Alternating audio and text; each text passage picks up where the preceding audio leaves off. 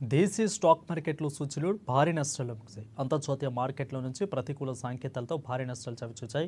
ఇక ట్రంప్ విధించిన టారిఫ్ల కారణంగా వాణిజ్య యుద్ధ భయాలు నిన్నటి అమెరికా మార్కెట్లతో పాటు నేటి ఆసియా మార్కెట్లను కూడా కుదిపేశాయి.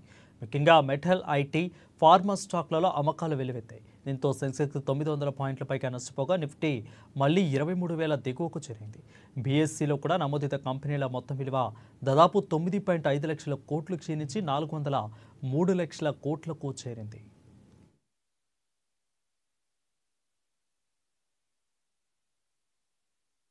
ఇక సెన్సెక్స్ ఈ ఉదయం 76,160.09 పాయింట్ల వద్ద స్వల్ప నష్టాల్లో ప్రారంభమైంది. ఆ తర్వాత రోజంతా నష్టాల్లోనే కొనసాగుతుంది. ఇకైతే ఇంట్రాడేలో కూడా 75,240.55 పాయింట్ల వద్ద కనిష్టానికి తాకిన సూచీ చివరికి 930.67 పాయింట్ల నష్టంతో 75,364.69 వద్ద ముగిసింది. నిఫ్టీ సైతం 345.65 పాయింట్ల నష్టంతో 22,904 వద్ద స్థిరపడింది.